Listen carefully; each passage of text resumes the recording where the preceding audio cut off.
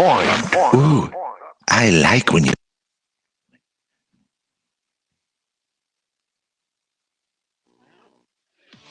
This is Sports Talk with Phil Kornblum, Chris Bergen, and Pat Daniel. Sports Talk is heard across the state on radio affiliates of the Sports Talk Media Network and is streaming live on SportsTalkSC.com, as well as Twitter, Facebook, and YouTube. The South Carolina Education Lottery lucky number to call in is 888-898-2525. That's 888-898-2525. Now, here are Phil, Chris, and Pat with tonight's edition of Sports Talk. And welcome into Sports Talk on this Monday after Clemson somehow gets a win over Florida State, and the Braves somehow managed to lose a 4-0 lead in the first inning of the World Series game last night. Good to have you with us, Phil Kornblum, Pat Daniel, from our studios downtown Columbia, Chris Bergen from his estate in the PD, 888-898-2525, South Carolina Education Lottery lucky number. I know you want to get through to us tonight. Do so early, do so often. It's the Monday after, so we've got things to talk about, and we'll hear from you. Want to get your thoughts on Clemson's win over Florida State and how you thought the Tigers looked, and South Carolina's game coming up against Florida. Is this an opportunity for the Gamecocks to get that first win over a named opponent for Shane Beamer and carry some momentum into the final month of the season when the Gamecocks have, well, of course, obviously they want to win every game. But, they have two things in mind. A, win 2 games, get bowl eligible. B, beat Clemson. And, if it takes beating Clemson to get that 6th win to become bowl eligible, so be it. But, I would think that beating Clemson would be weighing heavily on their mind since they've lost 7 in a row to the Tigers. And then getting those 6 wins to be bowl eligible would be huge for Shane Beamer in the first year of rebuilding the program in South Carolina. For Clemson, it's about getting right. And Chris was up at Clemson Saturday to cover the Tigers. And I tell you what, Chris, I watched the game, of course, and I thought Clemson looked pretty bad, to be quite honest with you. I mean, the defense did their thing. They held Florida State down in terms of total yardage, but they gave up 5 big plays.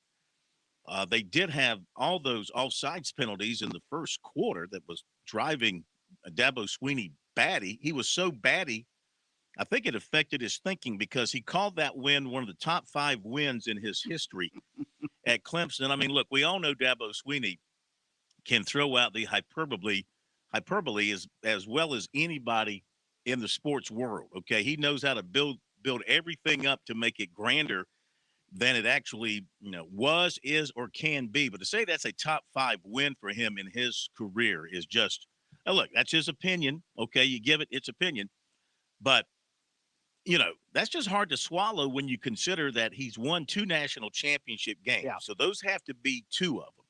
To get to those national championship games, you had to play in 2 semifinals and win those. That had to be 2 more.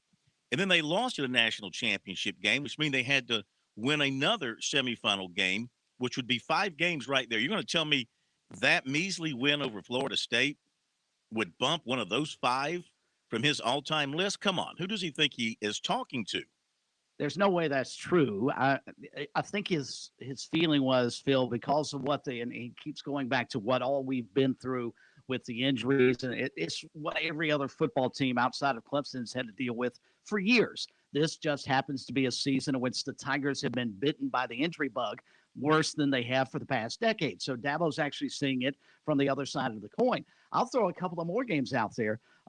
How about the 2014 win over South Carolina that sort of righted the ship, if you will, and sent them on their way? You can throw the win over LSU back in 2012. And of the 2 national championships, if we're going to rank the top 5, which one's more impressive, the first one or the second one? Which one is the bigger deal? I think it's probably the 2016 one that they win on basically the final play of the ballgame, more so than the blowout win in 2018 to complete the perfect season. Because if they don't win that one in 2016, who knows where they are right now?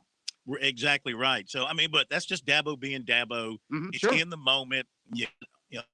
Arch Manning there and the Manning family, they were there for the game. You're going to make everything sound bigger than life. And I get that. But as far as the performance goes, I thought it was pretty bad in all aspects. Offense still didn't get it going big time, still can't score in the red zone, had 3 turnovers, gave up a possession directly for a touchdown, missed 3 field goals, had several penalties, costly holding penalties and the like, procedure penalties, still nowhere near where Clemson has been offensively. Defensively, didn't give up a whole lot of yards in total, but did give up some big plays. Gave up the big passing play for the touchdown. The guy made a great catch and somehow, stayed off the ground and ran in for the touchdown. It just – and you know what? I mean, it looks like a 10-point win, and 10 years from now in the record books, it'll be a 10-point win. We'll all go to our graves knowing it was a 3-point win or a 4-point win because they didn't kick the extra point. Right. And boy – Which is somewhat surprising, though, because they had to review the play, so it's fairly obvious. And you and I chatted about this afterwards, and I thought you brought up a good point. I'll let you follow back up on that in just a second. But it's fairly obvious how big a deal gambling is in the world of sports. Yeah. Because if it were not for the line, in my opinion, they don't review that play. They just let the game end, and Clemson wins by 4. But you can't tell me in the back of the officials' minds, and certainly the replay booths, they didn't realize there was a 9.5-point spread on this. And if you don't review it and don't give Clemson the touchdown that Carter ultimately scored, then somebody's losing out on the other end. But you're right. It was a 4-point win. There's just no way to look at it otherwise. You have to let that play. I mean, you can't you have to go review it because it happened during game action and it happened before the game was over, whether or not it affected the line. But, it was funny. So then why don't you kick the extra point then? Well, do you have to kick? Is that required on a game-ending play? I don't think it. I mean, I don't know. Is it required by the rules to kick the extra point when the game ends on a touchdown? All right, but let's assume that play tied the game. They would have kicked the extra point, right? I would say so. Yeah. I would say Clemson said, "Excuse me, we want to kick the extra point to win the game, right?" Yeah, that's a very good question. Did they make a mistake by not kicking the extra point? We'd have to talk to an official about that, But it's I the tell you, second I bet Lee time. Sterling knows. I bet Lee Sterling knows for sure. It's the second time I can remember where I'm involved in a game from the point standpoint. And I'm involved here because of our Sports Talk Pick'em Challenge, and I talked to my buddy, about 5 minutes to go in the game. I said, I got this one covered. I've got the 9.5, and if Florida State goes ahead and holds on and wins, that's a win for me. But if it ends right now, it's going to be a win for me. And they started throwing that ball around, and I said, this is not going to end well. For those of us holding the 9.5, this is not going to end well. I've seen it before. Could not believe it. Just could not believe it. Just take your loss and go home, all right? Don't make so many people upset. Anyway, I don't know. You were there. Give me your take on Clemson, what you saw in person. How was the crowd? I know it wasn't a full house, but they announced around 79,000. I did notice on television, many did not come back after halftime for some reason, which is unlike a Clemson crowd typically. What did you think of everything? How did you view the Tigers? I thought defensively, outside of the long 75-yard touchdown pass on the wheel route and their first scoring drive, which was 75 yards, I thought the defense played extremely well. I mean, 6 sacks, that was a season high. Jordan Travis is a guy who can give you problems because of his scrambling ability, but Clemson did a really nice job of putting pressure on him. From an offensive standpoint, it's what we've come to expect out of the Tigers this season, with the exception, I think they finally figured out, they should have after Saturday, who their number 1 running back is. Will Shipley should get the bulk of the carries the rest of the way for the Tigers. I would ride that guy much, and he reminds me, Phil, of Christian McCaffrey and the value he brings to the Carolina Panthers. The Panthers have just run him into the ground. That's why he can't stay healthy now. But if you're Clemson and you look at what you saw, considering the defections and the injuries and everything else they've had, Will Shipley was outstanding against Florida State, considering it's a reworked offensive line in front of him. Then they get another injury to Mason Trotter in the first half of the game. He doesn't come back and play the second half. What his availability for Louisville is, I guess we'll find out for sure tomorrow. But the offense just looks like what we've grown accustomed to with Clemson. And DJ Uiagalelei, he was okay, just average. His pocket presence, I still don't think he feels the rush all that well. Part of the reason he had the strip sack fumble return for a touchdown that could have won the game for Florida State. Made a couple of okay throws and a couple of bad decisions on his part. So I think he's okay. But Will Shipley, to me, it sort of emerged as a star for the Tigers. And if they can keep him healthy, I think that's your bell cow for the remainder of the season and moving forward. All right, our phone number here on Sports Talk is 888-898-2525. South Carolina Education Lottery lucky number. Pat, you got something on the Tigers? Well, first, I was curious and looked up this rule. I'm struggling to find specifically in college, but in NFL at least, starting in 2018, they did a rule change where when a team scores a winning touchdown with no time left in regulation, the team will not be compelled to kick an extra point or 2-point conversion. But again, here, Clemson already had the lead. But right. I guess the same line of thinking would take place where if the word there is compelled. Sure. That means it's up to you to make the decision. I think they're saying if you, as the offensive team, want to kick the extra point, I guess you can, but they didn't need to. Okay. So, like if it's a tie game or you're a point behind, as Chris was pointing out, tie game, point behind, you want to kick it, to either win it or force overtime, then you can do it, but they can't compel you to do it. Gotcha. And it looks like the kind of straw that broke the camel's back, so to speak, here was the season prior. You had that miracle game out in Minnesota with the Vikings scoring that last-second victory over the Saints. The team then came out and did a kneel down by Case Keenum as opposed to going for 1 or 2 after the touchdown, and that also the spread on that was 5.5. So that made it a little bit big. I'm sorry, that they won by 5 because of that. But so that's your rule there. But what I was trying to say a moment ago was going back a couple of minutes to y'all talking about Dabo saying that this was one of his top 5 biggest wins. I think that he might have meant that a little deeper. At least that's how I took it. Think about this season so far. They opened up against one of their big recruiting rivals, regional rivals, Georgia. You have players, Arch Manning, for example, looking at both schools. Well, by Clemson losing that game, it's reasonable to assume some players might then look at Georgia. Well, now Florida State. This is within your own division, within your own conference. If Florida State had won that game, you had a number of players at that game as well looking at both teams. So I think he's more speaking about the pendulum swinging. We go back to that old phrase a few years back that Clemson fans love to play, you're cycling out, we're cycling in. Kind of go back to that where I think Dabo right now, if they lost, they're now in the bottom half of their own division in the conference. They might lose a number of 4-star, 5-star, whatever, or you don't like that, but top-ranked recruits.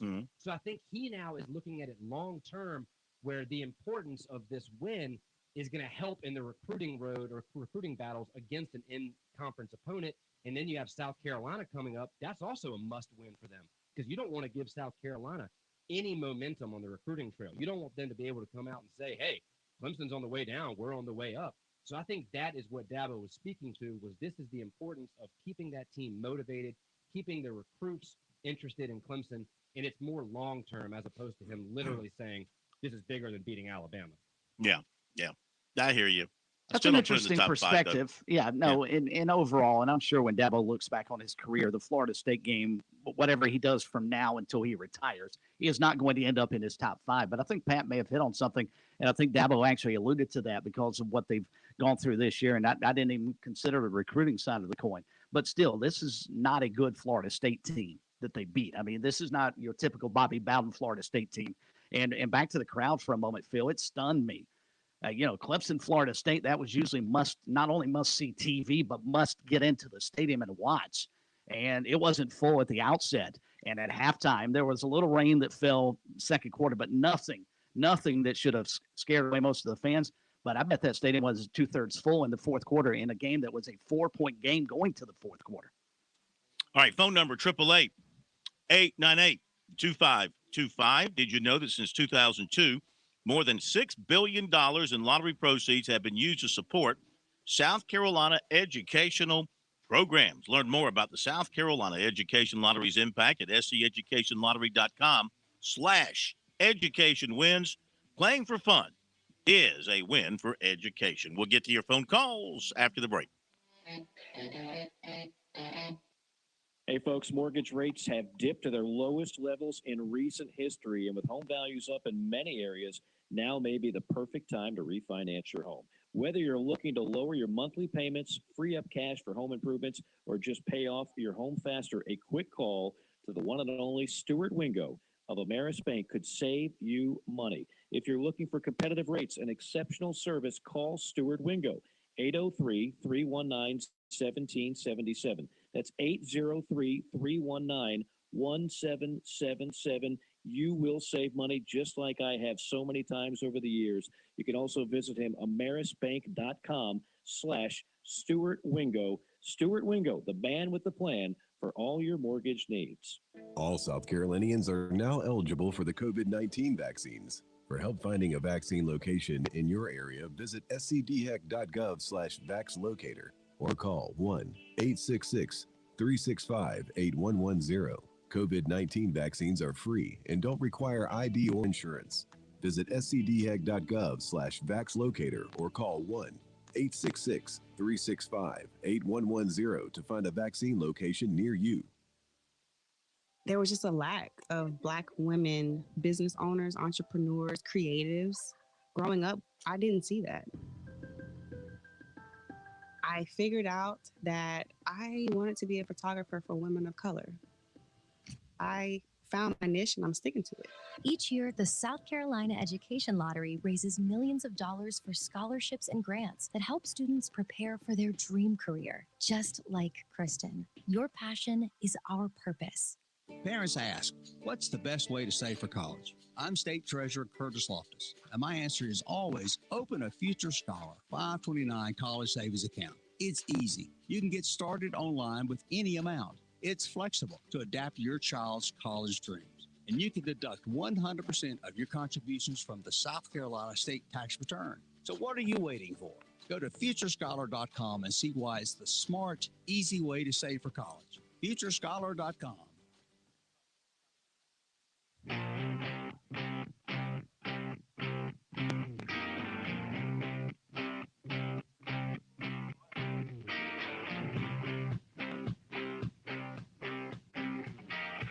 All right, couple of quick important notes, and then we'll get to your phone calls, 888-898-2525.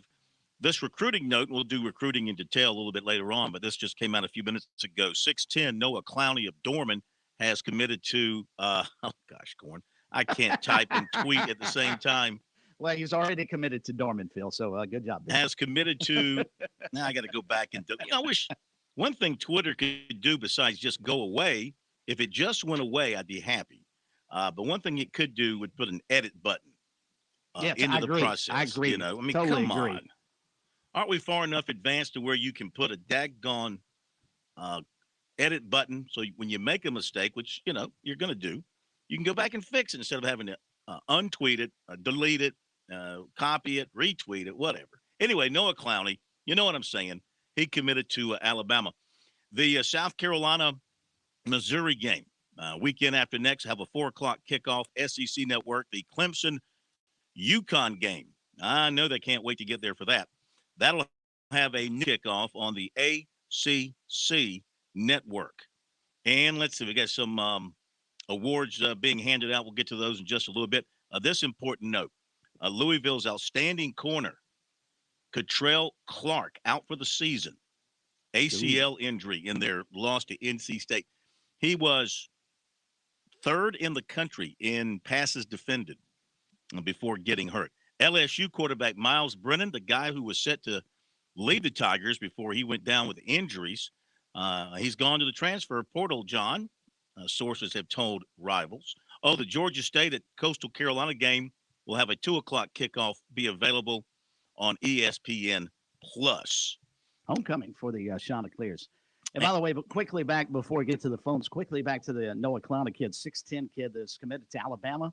It's an interesting sign, or at least commitment, for a team that shot nearly 1,000 three-pointers last year, Phil. How does he fit into that mix? Everybody needs a big man. And big men love to shoot the threes. Well, that's true. Big men love to shoot the threes. Our new poll question of the week. You know, it's November, so I'm doing this. It's November. We need to be talking Palmetto Bowl. Time to think about the return of the Palmetto Bowl, which Greg Sankey took from us last year. So what we're going to do each week with our poll question is ask you, based on the way each team performed that previous weekend, to project the winner November 27th. And you can use the most recent performance. So over the month, we'll see which team is trending. So right now, 182 votes. Just had an update. 182 votes are in. 45.6% say Clemson will win close. 29.7% Clemson by a lot. I'm not defining a lot. A lot would be what? 17 points or more, maybe? I think it's got to be at least 3 touchdowns or more. 19.8% say the Gamecocks win close, and 4.9% USC by a lot. So we'll hold on to these. We'll save these as we go through the month. We can compare week by week how people are voting based on how each team, like if the Gamecocks go beat Florida and say Clemson loses to Louisville, they're only a 3-point favorite, or wins close, people might vote differently next week. So we'll have some fun with that leading up to the ball game. All right, let's go to your phone calls. Billy in Somerville, we're going to take phone calls here for the better part of an hour. Love to hear from you. Get your thoughts on the Clemson game, how South Carolina might perform, possibly with Jason Brown at quarterback. How do you feel about that going up against the Gators? Billy, welcome in Sports Talk. How are you? I'm doing good, Mike. How y'all doing, Phil? Good, sir. Good. I got 2 or 3 questions for you. I'll hang up. The first question I have is with the remaining games that Carolina has left over. First of all, out of the 4, say they lose to Florida and beat Missouri, do you think Carolina's favorable in beating Missouri? And then if it came down to the Clemson game, how do you feel about that situation? I never thought I'd say this, but you look at the last 4, I'd say their best possibilities would be Missouri and Clemson. Right. I mean, Missouri, because they're not very good. And if you can, and the good thing, too, it's not one of those 11 a.m. kickoffs local time. It's going to be that 4 o'clock game. So they're going to have, more of a sense of being there, not just rushing out there, playing and coming back. And then there's Clemson, which, you know what? They can play with Clemson right now, would you say? Would you say they can play with Clemson, Chris, at this point in time?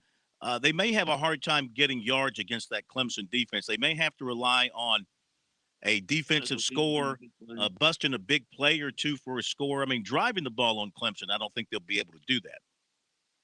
No, I'm not sure they could go 75 yards consistently against Clemson. Their defense, which has been pretty good at forcing turnovers, and let's face it, the Tigers have been good at coughing the football up, especially here, throughout the season. So, I mean, there is an opportunity there, but I can't see South Carolina moving the ball consistently against them. And how does South Carolina, if the Tigers go over and just say, look, we're going to run the ball right at you, how do they handle that? Yeah. Second question, what do y'all think about the Harbaugh situation in Michigan? You think he's out at the end of the year after losing Michigan State? No, I mean, I'm sure there's a portion of the people there at Michigan that would like to make a change. I think didn't he just do a new contract here recently in the last year or so? Last year. Yeah, I think they just did a new contract. He's definitely underachieving in the big games. He's definitely underachieved against Ohio State, and probably going to lose to Ohio State this year at this particular time based on what we're seeing. But I don't think they're going to fire him. Mm-mm. That is one strange dude. No, I mean, I'm not saying personally he's a strange dude. I was around him when South Carolina played Michigan a few years ago and beat them. And just his demeanor and his appearance at press conferences, just bizarre. It's just bizarre. Yeah. Yeah. One last thing. How do you feel about the Braves going into the last 2 games? Well, having the last at bat could be really big in these last 2 games, Chris. Being the team with the last AB, which Houston will be as the home team. But and the Braves have already surpassed what all of us thought. I think all of us picked Houston at 6, if I'm not mistaken, at the outset of the series, and obviously that can't happen now. But I did Houston 7. You did Houston at 7? I did Houston that can 7. Happen. Mm-hmm. That can't happen. Of course it did. Of course it can, because I did it. I said it. I picked it. But with the Braves bullpen, now, not last night notwithstanding, that was about as bad as the Braves bullpen has pitched this entire postseason, and especially Minter. It was just terrible last night. But if they solve that problem, and Max Fried, I think they have to win tomorrow. If they want to win the series and have to do it in Houston, they've got to take Game 6. You don't want to give it to a Game 7 and have Houston with that momentum, having won 2 straight and all that kind of stuff. I think the Braves' best chance is to win tomorrow night. All right, thank you for your phone call. We will continue with your calls coming up. 888-898-2525. South Carolina Education Lottery lucky number to get you into us here on Sports Talk. More calls coming up after the break. Be right back.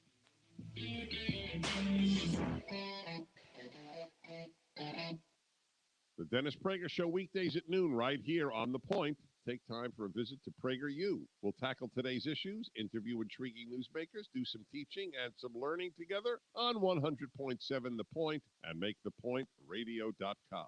I've been a huge believer in Shooter's Choice for years. They've been here for almost 30 years. Their staff knows their stuff. It's not like some big box store where the guy helping you today worked in the shoe department last week. The staff at Shooter's Choice actually shoots. They hunt. They have experience and knowledge. They can answer your questions. Shooter's Choice is well stocked. They can get you the stuff you can't find anywhere else. So online at shooterschoicesc.com or visit in person. 944 Sunset Boulevard. Make it your first choice, your best choice. Make it Shooter's Choice. Social distancing slows the spread of coronavirus. So if you have a fever, dry cough, and shortness of breath, call your healthcare provider before going in. More info at coronavirus.gov. Let's all do our part because we're all #AloneTogether. Brought to you by the Ad Council. With SRN News, I'm Keith Peters in Washington. The Pentagon says it has temporarily removed from its visual information website tens of thousands of photo and video images of Afghans who supported the U.S. war effort and who may be vulnerable to retaliation by the Taliban. Pentagon Press Secretary John Kirby says he made the decision to remove from publicly accessible Defense Department platforms, starting in August during the U.S.-led evacuation, all imagery that shows the faces or other identifiable features of vulnerable Afghans. Kirby said 124,000 photos and 17,000 videos were removed and archived on the Defense Visual Information Distribution Service. He said they will be reposted later. On Wall Street, the Dow by 94 points, the NASDAQ rose 97. This is SRN News. You know, this is Howard Duvall, an at-large member of Columbia City Council. In the election to choose Columbia's next mayor, I'm asking you to vote for Tamika Isaac Devine. I'm proud to endorse Tamika because she is running for mayor for all the right reasons. Tamika cares about our city. She has a passion to help people, and Tamika is the only candidate I trust to be our next mayor. This has been Councilman Howard Duvall asking you to vote for Tamika Isaac Devine in the election for mayor on November the 2nd. Paid for by Devine for mayor. When you're a military veteran with over 40,000 organizations trying to help you, it can be hard to find the right information. That's why AARP brings together valuable resources to help you navigate your options. AARP.org/veterans. With the free veteran employment and fraud prevention resources, caregiving tools, and access to discounts, AARP, on a mission to support veterans. Visit AARP.org/veterans today. Hey, I'm State Representative Chris Wooten. And I'm State Representative Micah Cath. Join us on Wednesday mornings at 9 a.m. on The Rep. We'll talk about everything that's happening at the State House and give you an insider's perspective.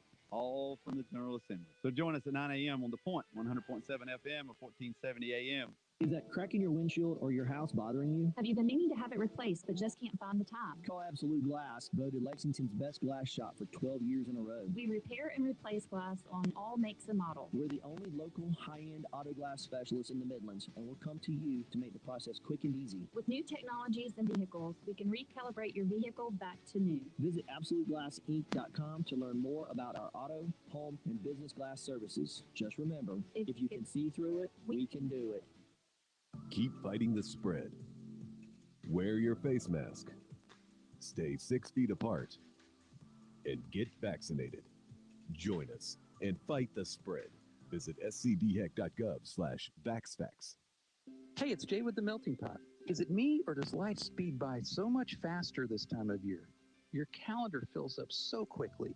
Then before you know it, you're scratching your head when you see Christmas decorations for sale at Lowe's. How do you stay connected? Well, thanks for asking. We have the answer. It's fondue. Come in for reconnecting time. Have 4 courses, or just chocolate, or just cheese. We are here for you. 1410 Colonial Life Boulevard. The Melting Pot. Oh man, storm's coming. I need to be prepared. Where's my phone? Oh, there it is. All right, here's the Dominion Energy app. With Face ID. I am ready to go. That's right, folks. If those South Carolina storms hit, the new Dominion Energy mobile app is a must-have. So easy to use and convenient to have around. It's not just for power outages. With this app, you have instant access to all of your energy usage, too. Pretty cool stuff. Take it from me. Be prepared this season and download it today.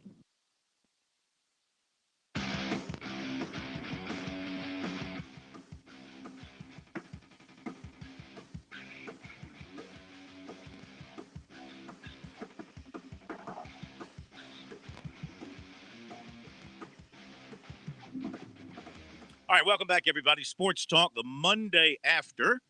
888-898-2525, South Carolina Education Lottery lucky number. We've got basketball starting tonight unofficially. The regular season begins next week, but we've got exhibition games tonight. Clemson men at home against Georgia Southwestern State, Northeastern South, western part of Georgia. and the South Carolina women playing Benedict. This could be it should be, it likely will be, depending on how much Dawn Staley wants to score. It could be 120-20. This could be a 100-point win for the South Carolina women. But again, it's an exhibition. It's an exhibition. USC men will play their exhibition on Thursday night against Benedict. Speaking of 100-point wins, did you guys happen to see the story out of California at the high school level where a team beat another 106-0? The team that lost asked, I think at halftime, if they could have a running clock, as most coaches do here, even in our state when games get out of hand. The coach of the team that won 106-0 said no. Huh. He also left his starter in long enough so he could throw a bunch of touchdown passes. Guy 13, I believe. He's committed to UCLA. And the straw that broke the camel's back for me, it was actually 104-0, and they went for 2. Boy. Take that. Take that. How classless could you possibly be at the high school level to do something like that? Also, I want to say this, too. I'm never, ever, ever totally amazed by what I see on Twitter because it's there's so much stupid stuff on Twitter, so much stupid stuff. And look, we say stupid stuff on the radio. We're not immune to saying stupid stuff. I get that. But Twitter is the central point of stupidity in sports coverage, if you ask me. I bring this up because today, Dan Mullen of Florida, and of course, they lost big to Georgia. You know what, though? There's no shame to losing big to Georgia this year. Now, Georgia is great. Yeah. They're great this year. They've proved it week in and week out, and I would pick them to beat Alabama or anybody else in the country right now. And they're doing it with a backup quarterback, who might be the starter. Who knows who the starter and backup is? They're interchangeable. So they're great. And losing, I know it hurts in that rivalry game to lose, but they lost, and they lost soundly, and they beat Georgia last year. So he's had some success. But anyway, they're all over Dan Mullen down there in Florida, of course, when they lose a game like that. Today at his press conference, of course, they're getting ready to play South Carolina, and some one of the reporters down there, I guess it was a reporter, somebody in the interview room, asked a question about recruiting. And he made the response. He gave a response that we'll do recruiting after the season. Right now we are focused on finishing the season, and we'll do recruiting after the season. Meaning anybody with 1% of sense would know he's saying we're not going to talk about recruiting now. We'll talk about recruiting with you, with the reporters, after the season when we're able to talk about that. But, of course, the geniuses on Twitter, those who dress up as reporters 365 days of the year, like it's Halloween every day, and they're putting on a costume, the reporter costume, and they live off of clicks and all that kind of nonsense. They twisted that to him implying that Florida doesn't recruit, as in actually recruit players during the season, that they'll start recruiting after the season is over. And I even saw some of the named national guys pick up on that and rip into Dan Mullen for saying that they don't recruit during the season. I don't think I've ever seen a more idiotic take on a press conference in my life. I mean, anybody who follows Florida or the SEC or football knows that they're recruiting 12 months out of the year, 24 hours a day, 7 days a week. If they weren't, they wouldn't be trying to take away a Gamecock commitment in Emory Floyd and trying to flip him to Florida. They're recruiting the heck out of him. They had players in this past week. I'm not going to sit here and defend Florida. They don't need me or you or anybody here to do that because it's common sense. But the people sitting in that room, some of them supposedly educated, supposedly quote unquote journalists, took his comment and twisted it into a whole nother narrative so that they could go out on Twitter and make noise. And that is, trying to dig through the BS that so-called reporters put out now just to get the attention on Twitter, just to get the clicks. It is obnoxious. It's immature. And if they were working for a real journalism outlet, they'd be fired the next day. Fired. Those are fireable offenses in the reporting world. But there's nobody, because the people who run these sites now, they don't care what you report or how you report it. They want to see how many people click on it. And if you get, I don't know, 10,000, 15,000 retweets or whatever, regardless of how stupid your take is and how you spin it, you've done your job, son. Congratulations. Well, and Pat just sent us the perfect illustration of this, how you can frame the narrative to fit whatever topic and whatever discussion and how you want to frame it.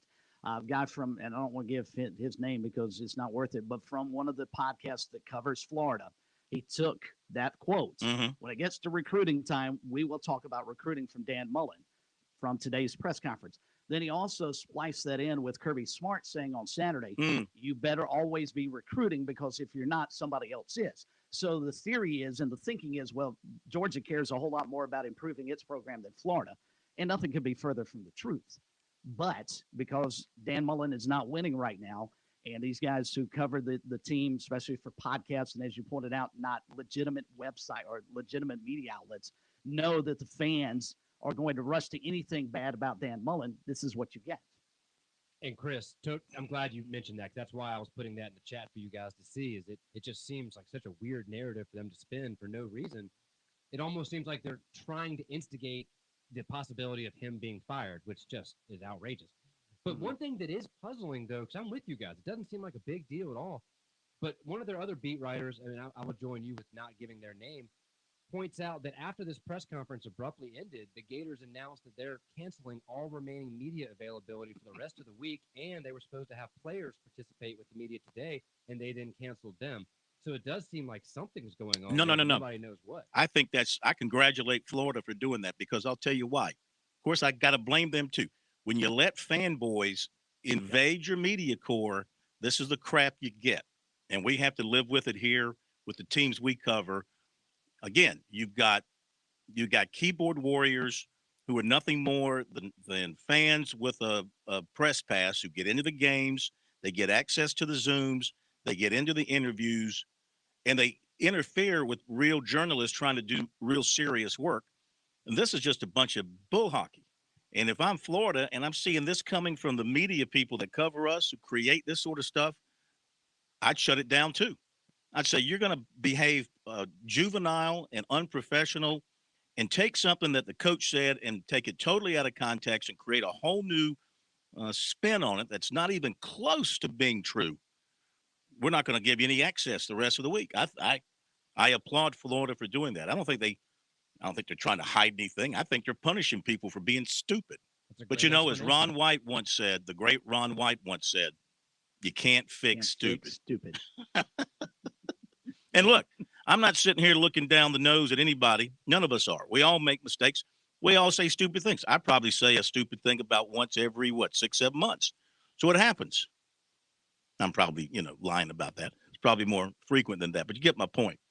All right, back to the phones we go. Love to hear from you on that or anything else. 888-898-2525. Let's go to Tiger Bryan. Tiger Bryan in Lancaster. Tiger Bryan, welcome in. Hope you're doing well tonight. Man, I hope y'all are too. You know what? Hey, I listened to that comment and I was listening to everything y'all said. You know what? Y'all ain't never gave me no fake news like you talked that out there. Are you really? They said that? Did that? Man, y'all are awesome. if anybody ever takes off, gets off on my damn sports talk people, so y'all tell it like it is. Yeah. They got to come. Hey, you know what? They got to come through you to get to us. Yes, sir. I like that. I guarantee you. And Lance they will. I guarantee you. Hey, the old man will give them something they don't want. That's right. But hey, I got one question to y'all. Mm-hmm. Okay. All right, this is really a good, serious question. Yeah, because all right, do y'all think these teams that's doing so great now got into the transfer portal and got better players?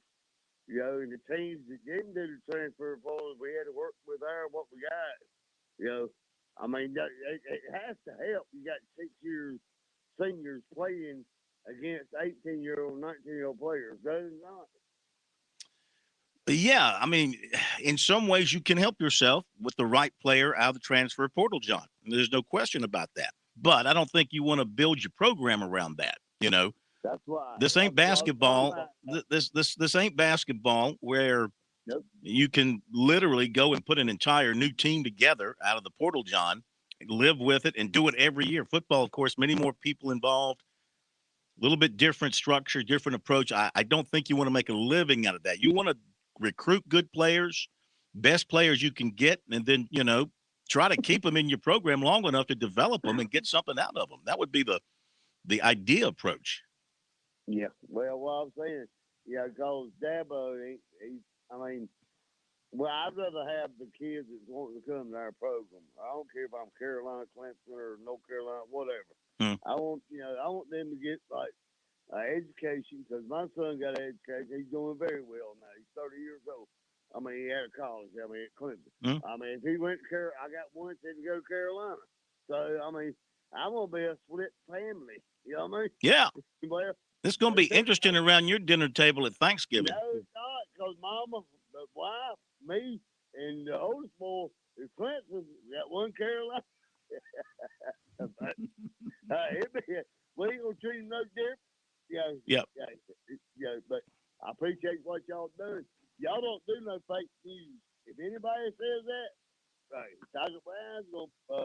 I got a lot of input in this police department in Langston County. I'll have them locked up for nothing. Send them our way. Send them our way. Thank you. Thank you very much. Yeah, there's no fake news here. We might make an error, you know, from time to time. We might mistakenly report something. We might mistype something, like saying a kid from Dorman committed to Dorman. You know, we might – it happens, especially when you're trying to type and talk and tweet. The 3 T's. I want to see you do it. Type, talk, and tweet at the same time and not screw it up. I have to admit, though, it elicited one of the best responses we've had to Twitter from David Shelton. David said that's a good get for Dorman. Well, listen, he's not the best in the business for nothing, because he's never made a mistake. All right? He's never made a mistake, not on our show, not on the scoreboard, not in all his writing, so God bless him. All right, 888-898-2525 is the phone number, 888-898-2525. Got time for more of your phone calls, so hit us up here on Sports Talk. Zach Willis at the bottom of the hour. First and 10 with Zach, and, of course, Mick Mixon. Monday Night Mick at the top of the hour. We'll be back. Oh, the Panthers won a game, didn't they? We'll be back in a moment. COVID-19 booster shots are now available for those 65 and older, long-term care residents, and those 18 and older with underlying medical conditions or at high risk. See if you're eligible at scdheck.gov/COVID-19 booster. Keep fighting the spread. Wear your face mask. Stay 6 feet apart. And get vaccinated. Join us and fight the spread. Visit scdheck.gov/vaxfax. Founders is offering a low-rate mortgage with up to $4,000 in closing costs to full-time hospital employees, honoring your frontline efforts against COVID-19. With no PMI, no origination fee, and no limit on the loan amount, you can't go wrong. Visit founders.com/HEC and apply for your hospital employee choice mortgage today. Membership qualification required. Terms and conditions apply. Institution NMLS identifier number 410646. Founders is an equal housing lender and is federally insured by the NCUA. We understand how important it is to have transportation you can rely on. So no matter what the road ahead brings, we'll be there, offering you and your family the support that's made Farm Bureau Insurance a trusted name for nearly 70 years. You deserve more. You deserve a promise. Learn more at scfbins.com. Call Buddy Bridges in Lawrence County at 864-923-2174, covering Lawrence, Clinton, Joanna, and the shores of Lake Greenwood.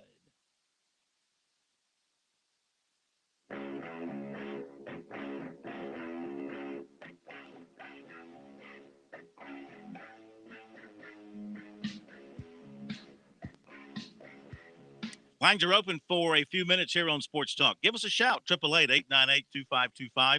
South Carolina Education Lottery lucky number, talking about Clemson beating Florida State. Clemson, Louisville coming up, South Carolina, Florida coming up, and other things on our plate tonight. A few more notes to pass along to you. We wait for some calls to roll in, 888-898-2525. Some other things to catch up on tonight that we think are pretty important stuff. Of course, over the weekend, this is a shock. TCU and Gary Patterson parting ways after 22 seasons. Boy, a few years ago, many teams tried to pry him away from TCU with all kinds of money. He would never leave.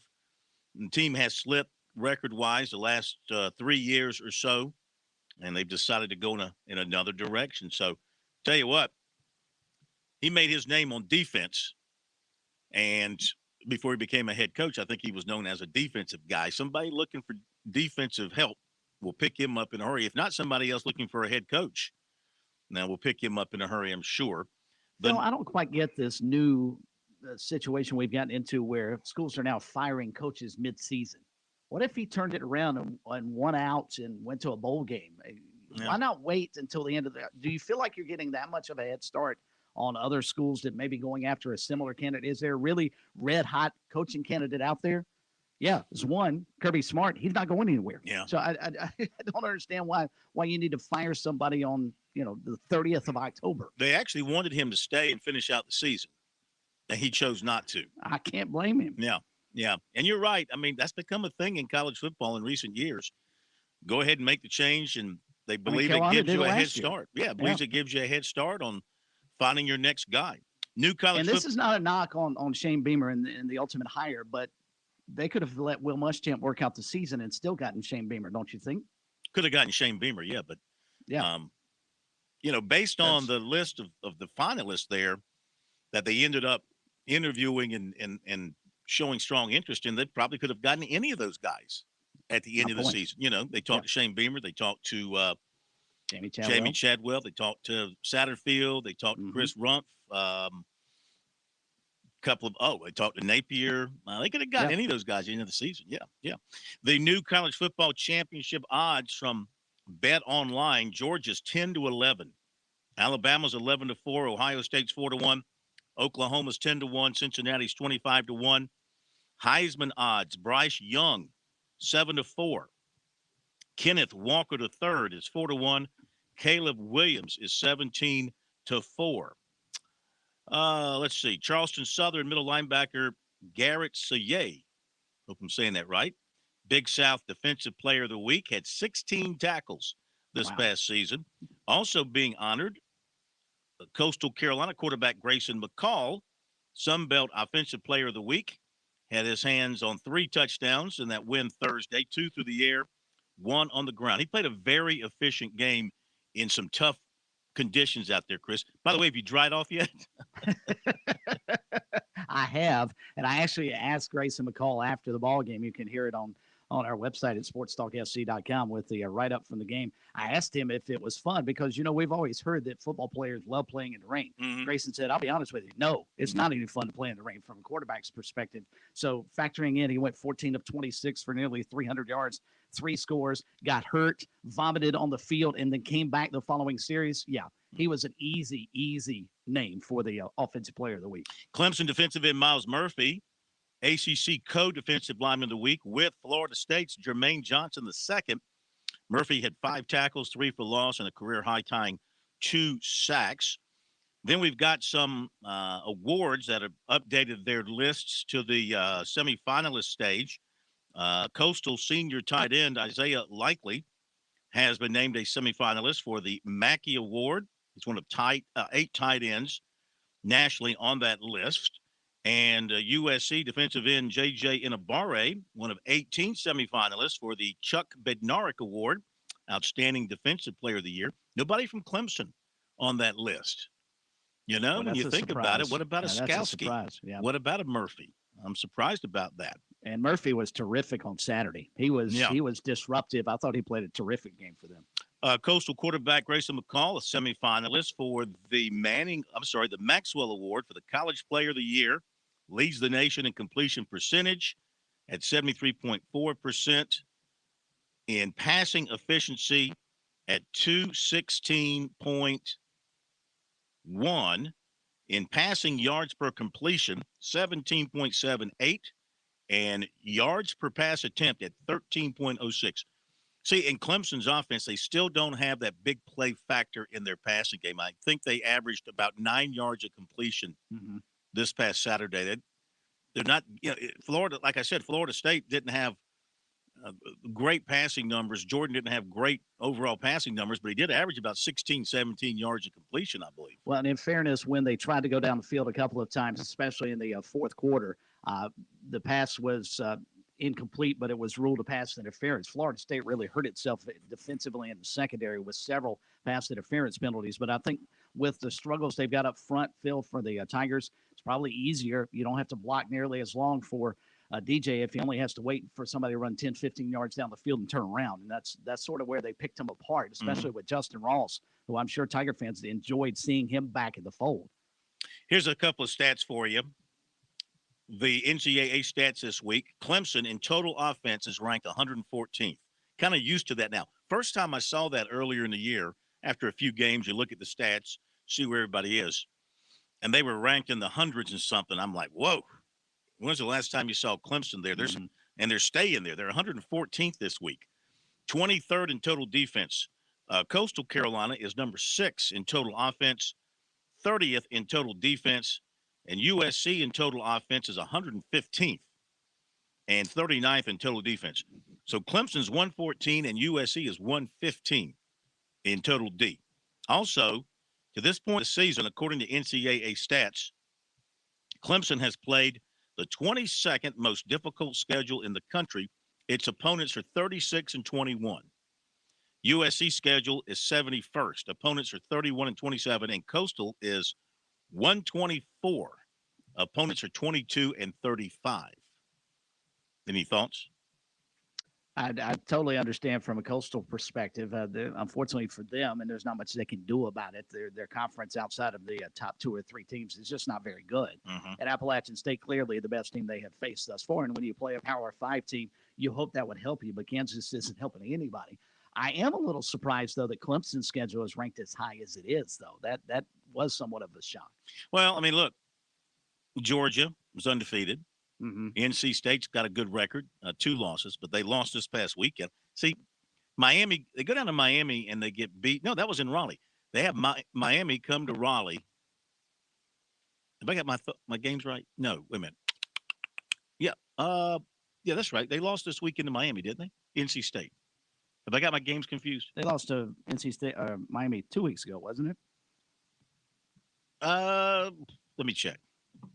Miami beat somebody this weekend. They weren't NC supposed State to beat. beat Louisville over the weekend. NC State beat Louisville. Who did Miami beat? Miami beat somebody surprisingly. Oh, Pitt. That's what I've got it confused. Yeah, it's Pitt. So Miami beats Pitt. By the way, they found themselves a quarterback, by the way, too. That Van Dyke guy is legit for Miami. But look at this. Kenny Pickett, 519 passing yards for Pitt. I mean, if they had won that game, you'd have seen him in those Heisman odds. No doubt. Coming off a Clemson win, you beat Miami at home. These were back-to-back home games for Pitt. This was a crucial game. Imagine if you're Pitt, you're trying to build that program. You beat Clemson at home. You got Miami coming in the next week. You beat them. You're on your way. But they lose that game by 3. Pickett had 519 passing yards. Sean Tucker of Syracuse. Love that kid. That kid's going to be awesome as long as he stays at Syracuse. 207 rushing yards, a win over BC. Sam Hartman out of Oceanside Collegiate, quarterback for Wake Forest, 402 yards and 3 touchdowns in their win over Duke. All right, top of the hour break. We'll be back here on Sports Talk.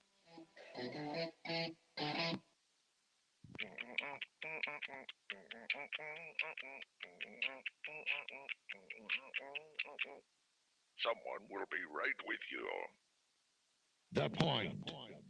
WQXL Columbia, W264DF. From the Bart Fireside Studio, the solution for keeping you warm this winter. This is 107 The Point. Breaking news this hour from townhall.com. I'm Keith Peters. A new poll has found that only 33% of Republicans trust that the 2024 elections will be fair. Details from correspondent Bernie Bennett. The poll found that most Americans do not trust the elections will be fair, but that the GOP voters are far less likely to think so. 58% of those polled overall say they trusted elections in the U.S. a great deal or a good amount. Yet while 90% of Democrats and 60% of independents trust elections, just a third of GOP voters did. 70% of voters overall trust that their state and local governments will handle the 2022 elections fairly, with 60% of GOP voters saying so. 53% of GOP voters also said they would trust the results of the 2022 election, even if their candidate lost. Bernie Bennett reporting. The Supreme Court heard arguments today over what has become a controversial pro-life law in Texas that bans abortion after a fetal heartbeat can be detected. U.S. Solicitor General Elizabeth Prelogar says the Justice Department is challenging the law that uses a novel mechanism to try and shield itself from federal courts. Texas is responsible for the constitutional violation here. It enacted a law that clearly violates this court's precedents.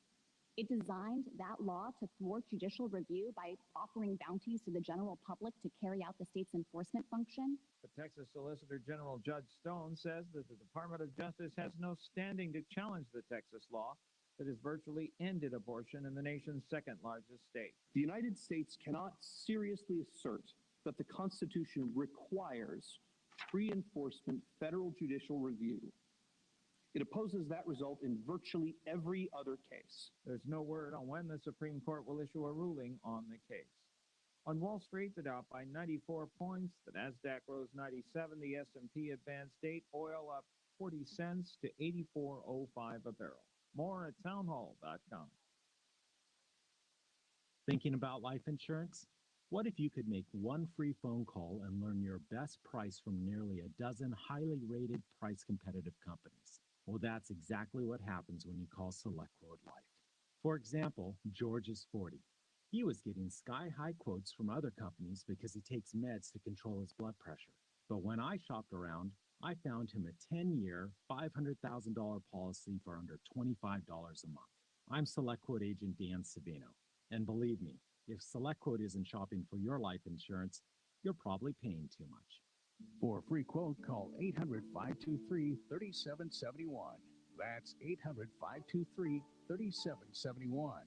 800-523-3771. Or go to SelectQuote.com. Since 1985, we shop, you save. Get full details on the example policy at SelectQuote.com/commercials. Your price could vary depending on your health, issuing company, and other factors. Not available in all states. Israel has begun welcoming individual tourists for the first time since the onset of the coronavirus pandemic. We hear more from correspondent Charles de Ledesma reporting from London. Authorities hope the return of solo travelers to Israel tourism industry. Before the pandemic, the Christmas season had seen hundreds of thousands of people visit Bethlehem, the traditional birthplace of Jesus, in the Israeli-occupied West Bank. Israel had planned to reopen to tourists last spring, but delayed the move amid a spike in cases driven by the highly contagious Delta variant. Jerusalem has since rolled out a booster campaign in which nearly half the population has received a third vaccine dose, driving cases back down. I'm Charles de Ledesma. News and analysis available at townhall.com. I'm Keith Peters in Washington. On Point Weather is made possible by our friends at Palmetto Citizens Federal Credit Union on 107 The Point. And here's tonight's forecast. Cool and clear overnight with low dropping 46. Tomorrow, much like today, with mostly sunny skies and a few passing clouds, the high is 73. Things change on Wednesday as the clouds roll in and we start to cool down. We'll be fortunate to top out at 60 on Wednesday, while our highs Thursday and Friday are in the 50s. Brian Leonard with your On Point local weather. WQXL Columbia, W264DF. From the Bart Fireside Studio, the solution for keeping you warm this winter. This is 107 The Point. Ooh, you shouldn't have pressed that button. Oh, ho, ho, ho. Now you get this.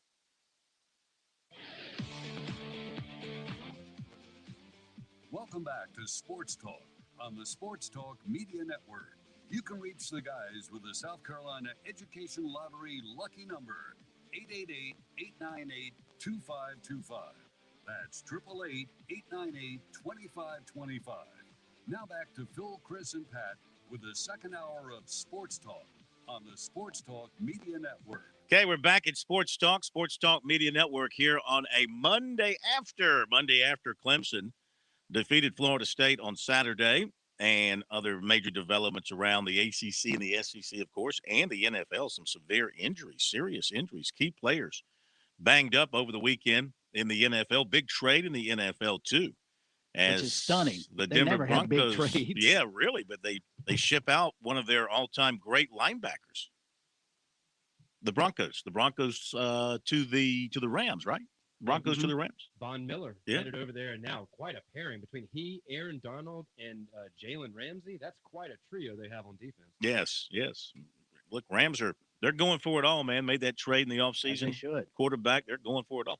Looky here. Speaking of quarterback, though, there's rumors afoot up on the social media, and we can ask Mick about this later. I know he's not into personnel, but would the Panthers consider bringing Cam Newton back to Charlotte, since Sam Darnold may be out for a couple of weeks after being injured yesterday? Yeah, I'll ask Mick about that, what he's hearing. I've seen that as well. Joe Person pretty much shot down all that talk. It was hot over the weekend for a brief time. Again, it's Twitter stuff about the Panthers making a strong move for Deshaun Watson and would trade Christian McCaffrey as part of the deal. Joe Person got to the bottom of it, though, and he put out there that it ain't happening.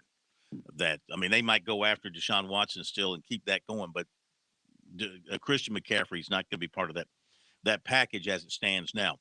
All right, 888-898-2525, South Carolina Education Lottery, lucky number here on Sports Talk. Let's do the recruiting report before we get too deep into things. And, again, we'll get to your phone calls here coming up. Also, Zach Willis at the bottom of the hour, 1st and 10 with Zach Willis. And Monday Night Mick, as we hear from the voice of the Panthers. Panthers back to 4-4. And it's always good for them to beat the Falcons, especially on the road. That is their big rival, and they always love to beat the Falcons. Good win, not particularly pretty, but a win nonetheless. Recruiting is brought to you by our friends at Seawells. Went by Seawells today with our buddy gentleman Jim Corbett. Had a delicious lunch. No roast beef today. I guess it was all eaten on Friday. So no leftovers from Friday in the roast beef department, but we had some great chicken, a wide variety of vegetables, and a salad, and the desserts to die for, of course. Jim had two. So we will tell you that Seawells is open for a business for their daily luncheon buffet from 11 to 2. And it's very well done and very, very inexpensive. So get out and enjoy that on a daily basis. A lot of folks are doing that. And, of course, for the best in the catering business, we recommend the Sewell family as well. They've been handling small and large events for better than 70 years. They're located at 1125 Rosewood Drive across from the State Fairgrounds, and their phone number is 803-771-7385. So, of course, Clemson, for their home game this weekend, had some key people in for unofficial visits.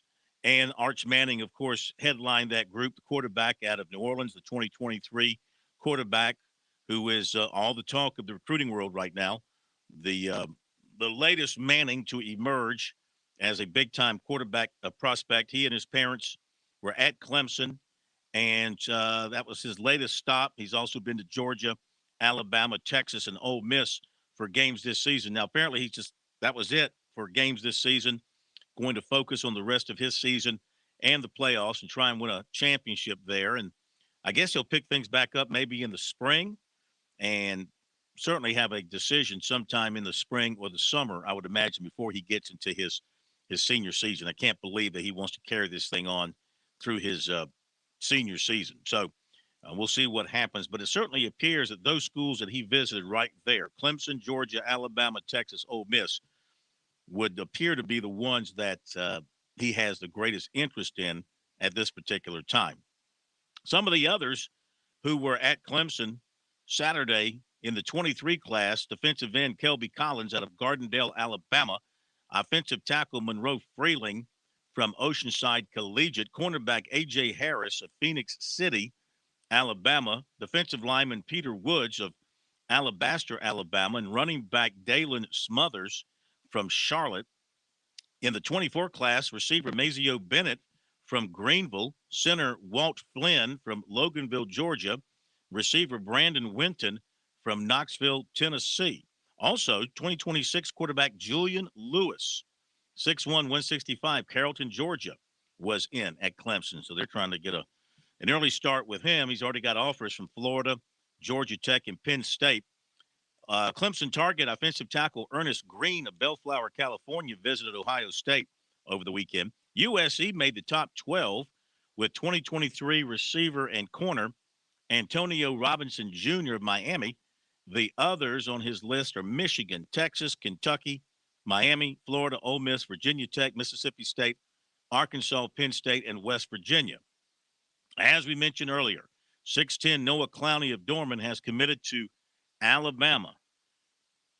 Probably the best player in the state in the 2022 class by the analysts. And, you know, you hate to see another one leave the state, especially going to not especially Alabama, especially anywhere, but Alabama has done a good job of getting talent from the state of South Carolina. They've recruited our state for a long time in basketball. For whatever reason, they've been able to come in here and mine players out, and you just wonder. It doesn't appear that trend is going to stop anytime soon. Nate Oates is doing a great. It's Nate Oates, right? Is. Yeah, doing a great job there. Doing a great job. Made Alabama into a legitimate power in the SEC and nationally. And Clemson made the top 6 with 6'5" Randall Godfrey Jr. of Sewanee, Georgia. In fact, his brother's a football player and was expected to visit Clemson. Grant Godfrey, linebacker, this past weekend. Anyway, their dad, of course, is the former Georgia star linebacker, Randall Godfrey. The others on his short list are Georgia, Georgia Tech, Texas Tech, Utah, and Ole Miss. There you go. There you go with the recruiting report tonight. Don't forget you can find our recruiting every night on our website, SportsTalkSC.com, on Twitter. Use the hashtag STRecruiting to go right to our stuff and to take a look at others, that information that we retweet. South Carolina women playing Benedict. This is an exhibition game, and they're about 6 minutes in, and it's 12-11. Yeah, 12-11. Benedict hanging tough, and that's on the fact that the Tigers have missed 6 of their last 7 from the field. Now, listen, they could listen. I love you as a reporter and your desire to provide our audience with all the details, but this is women's exhibition, and it's South Carolina the number against 1 team Benedict, in the country. and you're going to But sit again, here it's the number cite 1 team in me the country. the number of shots that Benedict has Well, missed asked. in a row. You brought up the fact that Benedict. I just wanted to give the score. All I wanted to do was give the score and move on. That's all I wanted to do. Give the score and move on. So, but go ahead. Any more details you want to share with us? No, I'm going to be quiet now. That was enough. All right, and the Clemson men. Well, I don't know if they've started or not. The stat broadcast hasn't started. Maybe they're not going to do it. They have tipped off. Yeah. Poor Clemson basketball. I can remember back in the day that no, I'm sorry, I'm confusing that with baseball. Back in the day, Clemson, before you had the internet, the only way to get scores, if you weren't at a ball game, of course, and you couldn't hear it on the radio, was to pick up the phone and call the press box or call press row. Yeah, you could call directly to press row, and somebody was there to man the phone to give you the score. That's how media would get scores on games. You'd call right to press row, and somebody would answer. But what I was going to say is, for baseball, and see, Clemson had one phone and one phone line and one phone number for basketball and baseball. and they wouldn't move the phone over to the baseball press box until basketball was over. So we went several weeks into the baseball season not able to call the press box because the phone was still over in Little John. So yeah, that's funny. But I had a good way around that. Bobby Robinson was the AD at Clemson, and his office in Jervey had a window you could look out and see the baseball scoreboard. So I would just call his office and say, "Hey, can you give me a score?" That is great. And he would update us. So, by the way, stat of the weekend uncovered by Tim Beret. Speaking of Clemson athletics at the football game, according to Tim, they served corn on the cob for the first time since he's been at Clemson for a football game. Really? Mm-hmm. How about that? I was, when you were running through the recruiting report in Seawells and talking about the wonderful vegetables and everything else they provide, yeah, it got me thinking about that. The corn on the cob was served in the Clemson press box for the first time since Tim Beret had been there. That's over 40 years. Isn't that incredible? I wonder what the reason was, and who pushed that forward. That's interesting stuff. Benedict it's a good is thing now they won. Benedict. It's a good thing they won. Benedict is now leading 17-14. There you go. With 2 minutes to play in the first quarter. Benedict has put 17. This was a game we said in the preseason that South Carolina would win like 120-20. And Benedict's got 17 points, and there's still 2:16 to play in the first quarter. I'm guessing Dawn Staley not real pleased with her team's on defensive play so far. Well, I wonder, like Frank Martin said today on a conference call to talk about his team's exhibition game Thursday against Benedict. He's just going to sit back and let them play. Not going to do a whole lot of coaching. Mm-hmm. And she might be doing the same thing here. She might just be sitting back, letting them play, letting her assistant coaches do their thing. And this way she can go back to them on practice Tuesday and say, okay, see, this is even playing a Division II team. If you're not doing this right, not doing this right, you're going to get yourself into all kind of issues. Let's just take a look at the home stats here. Beal leads USC with 6. Russell has 4, but the Gamecocks are only 5 of 14 from the floor. Not shooting it well. All right, we'll hit a break, and we'll be back.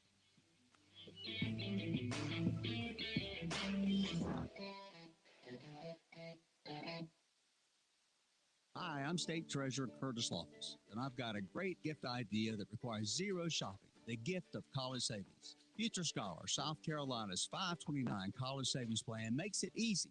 Grandparents, friends, and family can all contribute to a Future Scholar account and know that they're providing a gift that will last a lifetime. If you're looking for the perfect gift this holiday season, look no further. Learn more about the smart, easy way to save and give this holiday season at FutureScholar.com. Save like a pro with Founders Federal Credit Union. Founders Loyalty Select account gives you the opportunity to grow your savings at our best rate yet. Fund your account through your favorite Loyalty Select product to get savings today. Not a member yet? Visit RelaxJoinFounders.com or one of our more than 30 office locations to see if you qualify for membership. Services require credit evaluation. Terms and conditions apply. Founders Federal Credit Union is federally insured by NCUA. We've got Major Billy Downer with us here from the Department of Natural Resources. Major Downer, hunting season is upon us. How do we stay safe in a field? There are 3 rules that every hunter should follow when they're hunting with a firearm. Number 1, treat every firearm due to respect a loaded gun. If you treat your firearm as if it's loaded, you'll always, number 2, keep that muzzle pointed in a safe direction. And number 3, when you decide to pull the trigger, make sure of your target, identify it, and know what's beyond it in case you miss. And remember, life's better outdoors. Visit dnr.sc.gov for more. I'm not like some whoop-de-doo executive chef. I consider myself more of a baker than a chef. I like working with my hands. I like turning regular ingredients into like something spectacular. The South Carolina Education Lottery has funded over 450,000 life scholarships in our state, giving countless students a chance to answer their calling, just like Aaron. Your passion is our purpose.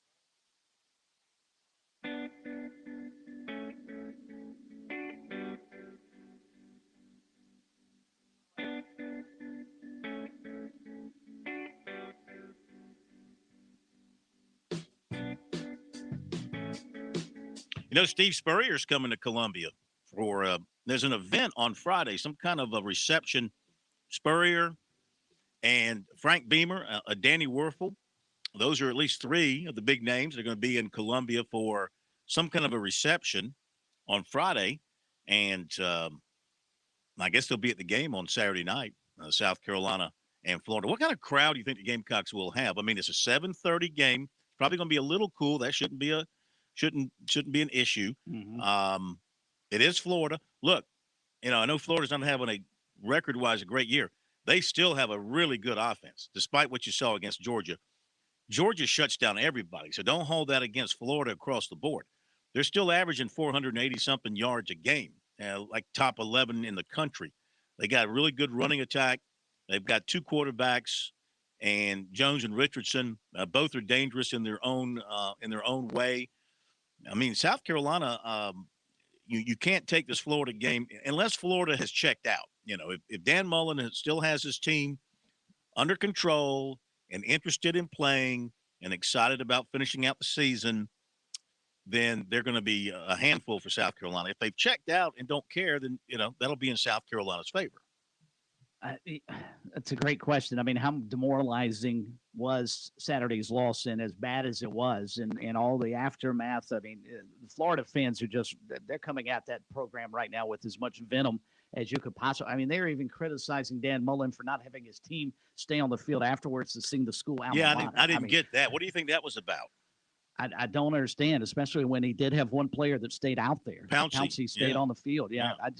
Maybe he has lost that team. I don't know. So, it's a situation where, do you get an LSU type effort immediately afterwards where they don't show up to play? I don't know what's going to happen from Florida's perspective. If you're a Gamecock fan, you'd like to see them maybe a step or two slow on Saturday, wouldn't you? And to answer your question about the crowd, judging by what I saw Saturday with the Clemson fans showing up, I can't imagine it's going to be a full house on Saturday over at Williams-Brice Stadium. Well, they haven't really come close to a full house this year. A baseball note here, then we'll go around the horn, then get back to calls. From Florence, Darlington Tech, one of the best JUCO teams in our state, right-handed pitcher Nathan Williams committed to Mississippi State. Wow. The national champion. So he must be something really, really special. Have to do some more checking on that. But, Nathan Williams from Flodar commits to Mississippi State. Let's go around the horn, my man, real quick. Brought to you by Farm Bureau Insurance. Don't forget to visit with the fine folks all around the state, but in particular, Alex Satterfield in the Midlands. And also you can check in with Buddy Bridges in the upstate. Actually saw Buddy over the weekend. It was good catching up with those guys. They can take care of everything you need. Farm Bureau Insurance. Brings us the final couple of days of Around the Horn as the baseball season winding down. Could end tomorrow night. Certainly will end Wednesday one way or the other as the Braves go back to Houston now in a 3-2 lead in the Fall Classic. Game 6 set for tomorrow night. And Phil, watching that game last evening, I mentioned earlier in the program, if Charlie Morton doesn't get hurt, I think the Braves possibly win last night because they get more out of their starting pitcher than they did last evening. It was a bullpen night for the Braves. And you look at what they ran out, 5 pitchers last night combined to give up, 5, 8, 10, 12 hits, and then, of course, 9 runs last evening. Tucker Davidson, interesting story for him. They bring him in. They call him back up to be able to pitch in the World Series because of Morton's injury. And then Brian Snitker announces to him at 11:30 yesterday morning, hey, by the way, you're going to pitch Game 5 of the World Series. I guess you wait as long as possible not to get the kid too nervous, but gave up 2 runs on 2 hits in 2 innings of work, but walked 3. And sooner or later, you knew the Astros bats were going to break through, and they did so in a big way because this is a team throughout the World Series that have been leaving base runners, but they finally got through against the Braves bullpen last night. And now you wonder, as the Braves were up 5-4 heading into the 5th inning, and A.J. Minter on the mound, who had a .82 ERA in 11 innings with 16 strikeouts and just did not look like himself last night. Did that show a chink in the armor? And are we sitting in a situation now as we go back to Houston for Game 6 tomorrow night? Do the Astros now have the momentum after winning, even though they're down a game? To me, Max Fried has to win tomorrow night. The Braves have to win it tomorrow night because going to a Game 7, I think all the momentum's on the home team then, and that place will be rocking. It'll be rocking tomorrow night. But if they get it to a Game 7 and a chance to win, I don't like the Braves' chances at all. So they need to finish this off tomorrow, if at all possible. There you go. Around the horn. here on Sports Talk. All right. So Clemson, with their basketball game, they must be behind the Iron Curtain because they haven't tweeted out a score and their stat broadcast is not working. So I have no idea. It's not being broadcast on the radio or anything. I have no idea who's winning that game. I guess they feel like nobody cares outside of those at Littlejohn. I'm serious. They haven't tweeted out anything outside of an opening slam dunk by PJ. Is that PJ Hall? No, I can't tell. Looks like PJ Hall. Yeah. Outside of that, I don't know the score of that game. Meantime, USC women are up 20-19, 9:27 to play in the half. Back to the phones we go here on Sports Talk. We've got 1st and 10 with Zach Willis coming up. Let's go to Bruce in Columbia. Next up. Hello, Bruce. Hey, Phil. I appreciate you taking my call tonight. Yes, sir. You brought up a good subject matter there earlier about one of the top teams in the nation, College League, getting a lot of the good players here in South Carolina. Well, isn't that a coincidence? Talking about Alabama? Yeah, Alabama. Yeah. Now, we're talking, this is basketball, not football. Well, it doesn't matter. It's an athlete. That's Yeah. what I'm saying. Mm-hmm. I think, and this has been in even the last century, that athletes in South Carolina have been overlooked by all the conferences of the athletes here. They have been basically browbeaten down. I guess because we're in South Carolina. I guess it was part of that. But anyway, in fact, right now we got a athlete in Abbeville that is tied with 5 pick sixes in a row. Mm-hmm. Consecutive games. Mm-hmm. If he gets one more pick six this season, he owns the national honor of the only athlete in the nation that has ever had 6 picks in one season. 6 picks. 6 picks. Okay. In other words, he's intercepted. In other words, I think you just made up a new word. Pixes. No. 6 pixes. He has intercepted 5 picks in a game in 5 consecutive Right. games. Right. And and got a touchdown off of it. Right. Okay. Did Abbeville play this past Friday? Oh yeah. Did he have one? No. He had him the week. Let's see. So it's over. The streak is over. No. He's tied in the national ledger as 5 consecutive picks in a season. Returned for a touchdown. For a touchdown. Now, if he gets one more, he'll own the record. The only athlete ever done 6 not in a row, for a whole season. Yeah, it's not consecutive games. It's interceptions returned consecutively for touchdowns. Right. Yeah, I get that. I remember that. We talked about that on our scoreboard when it was going down, that he had hit the 5 mark. So, yeah. Right. We'll see if he gets one in the postseason. Playoffs begin this Friday across the state. He probably will. There's going to be many more games that they're going to be playing. But anyway, this is what I've been saying all along. But I mean, I was in 71. And I swear there were athletes that should have gone somewhere and played football somewhere, but they never got picked up in South Carolina. And we've just been overlooked for the whole century.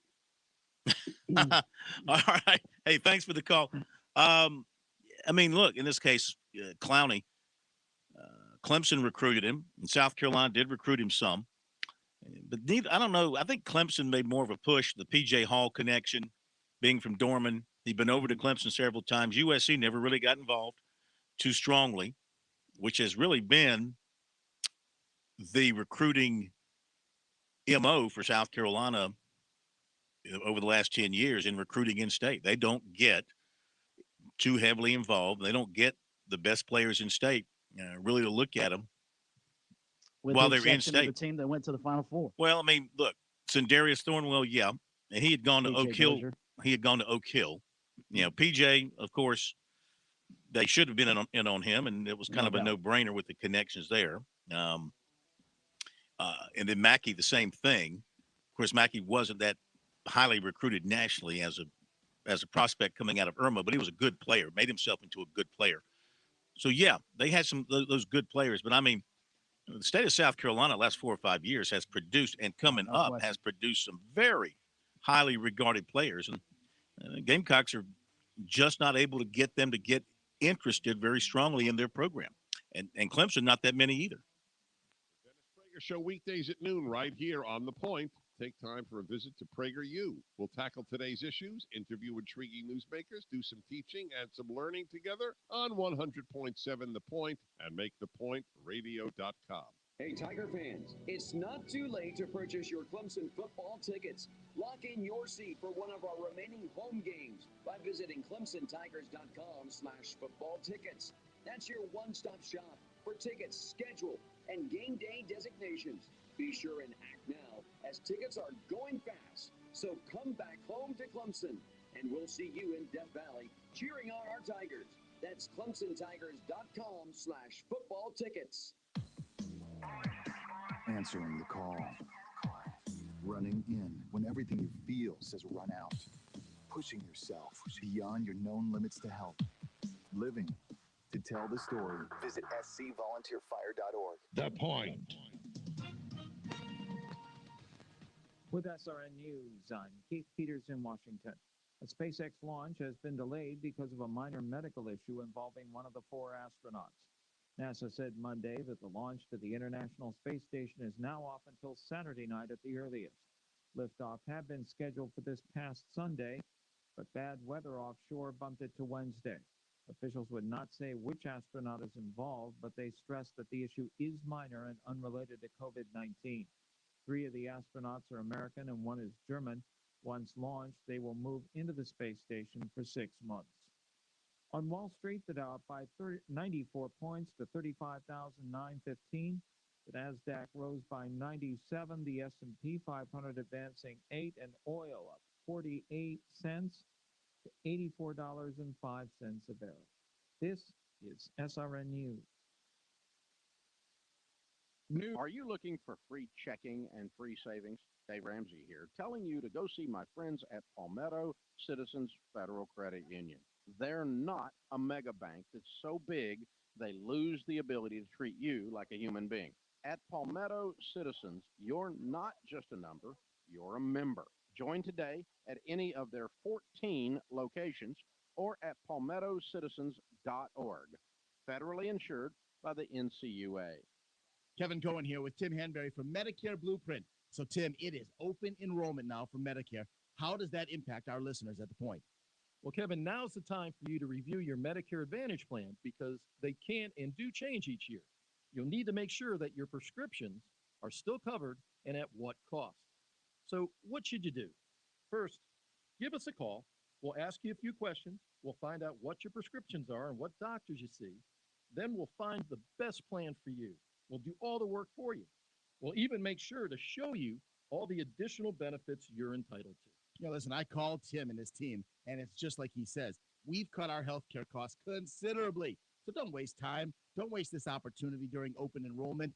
Give Tim a call at Medicare Blueprint, 803-708-7405, or find him online at MedicareBlueprint.com. That's 708-7405 or MedicareBlueprint.com. Deer season is here, and we all want to be successful, but our safety should come first. A simple way to stay safe is to wear Blaze Orange as you walk to and from your stand. Probably the best way to stay safe is to wear a safety harness. Put it on, hook it up to a lifeline, and let the tree keep you safe from a fall during your hunt. Lastly, always use your binoculars and not your rifle scope to look at and identify things while you're deer hunting. Woods and Water, South Carolina, your host Roger and Taylor Metz want you to be around to enjoy many deer seasons to come. Just remember, the accident you might prevent, the life you might save, just might be your own. The 73rd Annual Trinity Bazaar is November 13th, the ultimate family event at Trinity Cathedral at the corner of Sumter and Gervais. Join us for a children's carnival, pony rides, face painting, a jump castle, great food and craft vendors, plus homemade jams, jellies, and pickles, and more. Wonderful barbecue chicken on the grill and incredible desserts. The best part, all proceeds are donated to 5 local charities. It's the Trinity Bazaar. Great holiday shopping, fantastic kids attractions, and awesome food. Saturday, November 13th from 9 to 2. For more information, check out Trinity Bazaar on Facebook. Hi, honey. Were you able to drop by Tree Pharmacy today to pick up Mom's medications? Yes, she sure is on a lot of meds. I know. That's why I go over so often to help make sure she's taking them correctly. Well, I have great news. The pharmacist at True Pharmacy said he can pre-pack her medications into individual doses. Wow. Knowing she's taking the right meds at the right time will give me great peace of mind. But how much does it cost? That's the even better part. It's free. Just another great service they offer at True Pharmacy. True Pharmacy, 2 locations, Charleston Highway in West Columbia and Divine Street downtown.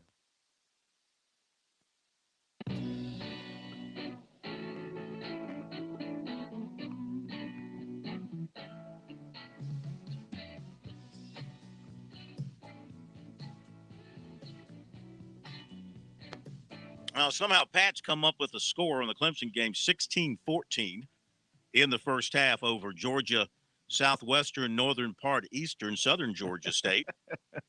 And that's all we got. Are we sure that's this year's score? Well, we think it is. I mean, it's fallen into the black hole of athletics. This is crazy. We think it is. USC women up on Benedict 30-24. Still got 4:44 to go in the half there. All right, let's turn our attention back to football. It's still November. It's still football season. Serious games are ahead. Serious games take serious people to make it sound easy for us. Let's welcome in for another edition of First and 10 here on Sports Talk, the coach, Zach Willis. And good evening, Coach. How are you? Good to have you with us. It's always good to be here, Phil. Hope you had a great weekend watching all the football. So I know you focused on Clemson, kept a close eye on that. What'd you take away from the Tigers' performance this time? You know, honestly, you see flashes of good things with them, but they're a team right now that's doubting themselves. And I thought that Coach Sweeney and the staff did a really nice job again of managing their way as much as they could with a very talented but very, very mentally fragile football team. And it hurts me to have to say that about any football team, but right now, you started at the quarterback position, and that's where the whole core of this thing lays. They don't have any confidence in the guy pulling the trigger because he doesn't believe in himself. And that's honestly, there's psychology here. This is part of coaching that the fans almost never get to hear about, Phil. Mm-hmm. But this is a psychological issue, obviously more talented than a good Florida State team. And I thought a pretty well-coached Florida State team. They do some stupid stuff on fourth down, too, like the rest of these lane-kissing disciples. But other than that, a very solid win for Clemson, a gutsy performance by a bunch of kids that, really the young guys are playing hard. With Brockhorst out, the offensive line is just not the same. I'll just stop right there for your question. So you weren't impressed by the way Lane Kiffin called his game the other night? I'm not impressed by anything he's ever done in his life, in personal life or professional life, how he ever got a job because of his dad or anything else he does, if you want the truth. Okay. All right. Well, we'll go back to Clemson here. So Sorry. Shipley. Sorry, Lane. They're putting a lot on Shipley. They want him carrying the ball. They want him catching it out of the backfield. I think that Chris made an excellent analogy earlier in the show. He used the Christian McCaffrey analogy. But then again, you put too much on these guys, they tend to break down. That's why McCaffrey can't make it through a season. Shipley's already been hurt once and has come back sooner than expected. I think I saw him limping out there some on Saturday. You wonder how much you can put on him to be your offense. Well, here's the thing, and it's a great comparison Chris made there, and it's dead on the money. You don't know how good a horse can pull, according to Coach Bear Bryant, who I did like a lot, until you hook him to a heavy load. But you don't hook a true freshman to a Travis Etienne load. And I'm not sure Etienne carried the ball as much as this kid's carrying it. And this young man, you talked about it, he's a Ryan Brewer type running back to me. In that, I'm not saying he's more talented, less he's that genre. He's going to take solid licks. You can see it. He doesn't have that wiggle. Now, he made one heck of a run to score and win that football game, and I was very, very proud of him for what he did. He is a very high-character kid. We can tell that, too.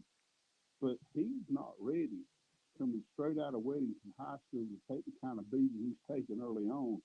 And you're right. I mean, he could fake the rest of his career. I'm concerned for his health, but I know they'll watch out after that. But I guarantee you, he's been living in the hot tub and the cold tub. And Danny and those boys had their hands full. That's their trainer, trying Danny Poole and those guys trying to get him ready every week. 1st and 10 with Zach Willis here on a Monday night on Sports Talk. And, Coach, we either talk about place kickers for one of two reasons. One, they make the game-winning kick, or they miss a bunch and cost their team. It didn't hurt their team, but take us into the psyche of those guys because you've dealt with them. B.T. Potter has been really, really solid for Clemson up until Saturday, hit a 47-yarder, and then missed 3 in a row. Is that something, especially as fragile as we hear egos are with place kickers, is that something that could linger within the rest of the season? No doubt. And you see, what I see is a gradual, and I don't know how you stop this until the quarterback starts pulling the trigger and they get some guys making plays. But this is basically the deterioration of the psyche of this football team.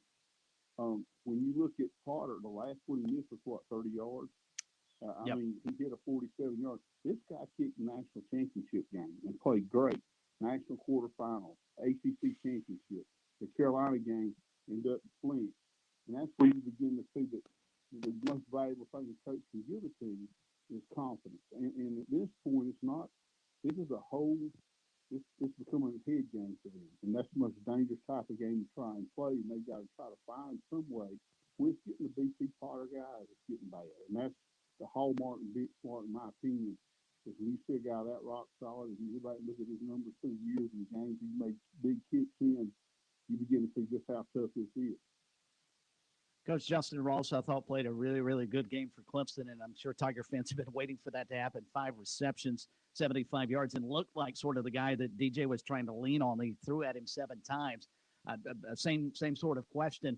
Can that get him jump-started for the remainder of the season, and does he turn maybe possibly back into the player we anticipated him being all year? Well, I tell you, man, they needed him to. He looked the best he's looked all year. He looked the best he's looked since he got hurt. I felt like, maybe the one bright spot for them should have had some defensive guys that played great. Their defense always plays pretty well. But, he was a bright spot for sure. And I'm sure there were other ones, but the Potter deal really shook me up, and the beat that Shipley took. Those were some tough things to watch. But, hey, the bottom line is they're still 5-3 and they won the ball game. 1st and 10 with Zach Willis here on Sports Talk. Let's turn our attention to the Gamecocks. They've had extra time to get ready for Florida. Now, look, you can't be sucked into Florida not being a very good football team just because of what happened against Georgia this past weekend. Georgia, of course, is handling everybody with relative ease. And, look, South Carolina may have had as much success against them with their offense as anybody has all season. They've been that dominant. So, South Carolina fans and obviously players, coaches won't, but players might say, oh, look at here. They just got hammered by Georgia. They're struggling. We'll have a great opportunity. It is a great opportunity for them. They might have Jason Brown at quarterback. We'll see. What would you expect the Gamecocks to look like after a week off, 2 weeks to get ready? Where should they be most improved? Where do you think they will show that improvement in this game against the Gators if they can show it? If they can show it in the running game, especially, and in their defensive front seven, they've got good players and good talent in those areas. They're challenged on the edges a little bit. Josh Van, we know, can get behind people. In the Georgia game and a couple other games, looked really good. And if he got somebody to get the ball to him, he's not bad. The offensive line does a pretty good job in the run block. The problem is when you try to throw the football, you got to get it out of your hand quick. They've got to confuse Florida a little bit, and they need to hope for a hangover. Do they have a puncher's chance? Absolutely. I think they do. I think they will in most of the rest of their games still. But the key is going to be correcting some of the common mistakes that we've seen them have. And we can't have any more of these, going forward on 4th down stuff when it doesn't make any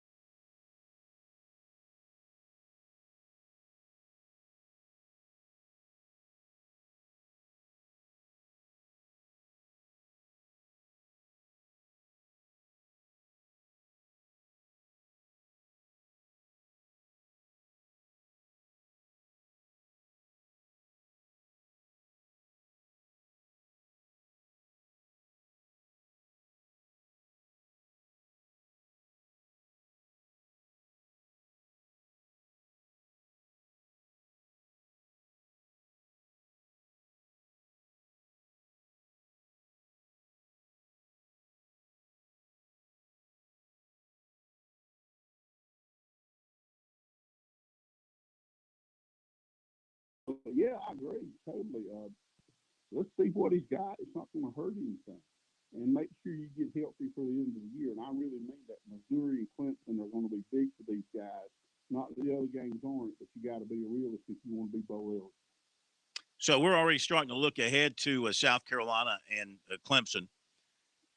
Based on what we're seeing right now, I've got a poll question out for this week. We'll update it every week based on the performance each week heading up to the November 27th game. So, I mean, if they were playing each other this week, based on what you have seen most recently, what kind of game would you expect to see between the Gamecocks and Tigers as of right now? I'm gonna tell you what, it go either way.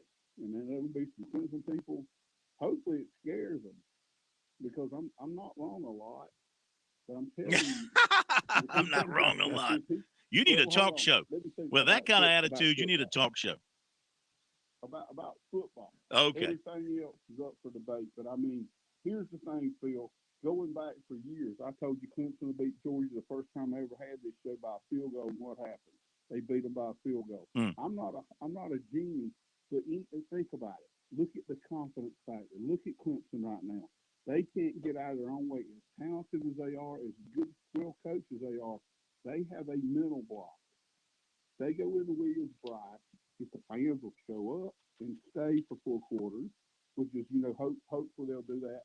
Yeah, I think it'd be a heck of a game. Would I favor Clemson? Yeah, but not by a whole lot. Because the bottom line is that anything can happen in that game. We've seen it happen in that game. And how long has it been since we've seen Clemson as vulnerable? Yeah, but I mean, I still can't see South Carolina's offensive line blocking Clemson's defensive front. I just think Clemson's defensive front is better. Well, they are. But here's the thing. Did you think Pitt would do what they've done to them? I mean, they've been beaten. Georgia, okay, I understand. But Pitt? Really? I know Pat Narduzzi. I mean, he's a good football coach and everything. But they don't have those kind of players. And they handled them enough to beat them. And I think South Carolina maybe not quite as good, but now we got to throw momentum and emotion in there. And this kid's from California. DJ's a California surfer dude. He's not a South Carolina native, man. Now, a lot of Clemson's players are not. And now you begin to throw that in. I'm not saying it's going to happen, but it's a great opportunity if Coach Beamer can get his boys ready to play, and he needs to get them healthy. So I'm just saying, if it's me, I'm throwing my eggs in that basket. I know it's early, but really, when is South Carolina and Clemson not on the agenda for these two schools? It should be every day of the year. So what basket are you throwing your eggs into? Which one? I'm not throwing them anywhere right now. I want to see what's happening at the end of it. I'm just saying, if I was Shane Beamer, I would be throwing them into, okay, we're going to try to win the rest of these games as hard as we can, but we're going to take 5 minutes of practice every day and devote it to those folks and Orange down the road. It's a sign of respect as much as anything else. But doesn't it So send you're going to have to get your best. But doesn't that send the wrong message to your players? Like, we're not totally focused on Florida. We're not totally focused on Missouri. We're not totally focused on Auburn week by week by week. Well, I'll tell you this. I'll just give you the fact. I was taught that by a guy named Danny Ford. He was taught by Bear Bryant. Worked pretty good for them, and it worked great for me in the rival games I coached. And we didn't always win, but we always played our best because the kids knew how important it was. It was usually on Monday, first day of the week, or Tuesday, early in the day. And we said, this is just a little bit for them because they're a little bit different. And now we move on to the next game. And the kids have no problem doing that. These kids know what it's all about. They know how to do that, but you've got to make it special. You can't run from it. You can't hide from it, or you get your panty kicked that Saturday around Thanksgiving. So, the all the joking we used to make about Dabo Swinney and his countdown clock to the South Carolina game. You remember before they started beating South Carolina, when they were in that losing streak, they had a countdown clock or clocks all around the football area counting down to that game as a way of reminding their people how important it was. Maybe South Carolina should do the same. We got to go, but we thank you as always. Have a great rest of your week. Enjoy the week in the football. We'll talk to you next week. Thank you, Phil. It's always a pleasure. Oh, the pleasure's ours. Thanks, Coach. Pleasure's ours. Okay. Zach Willis, 1st and 10 with Zach Willis here on Sports Talk. I think we've got everything back up and operational here. Testing 1, 2, testing. Chris, you there? Testing 1, 2. I am Okay. hearing you. You talk about one additional period. Remember, Clemson used to do that for Georgia Tech because of the option. Oh, yeah. Mm-hmm. Come back with Monday Night Mick.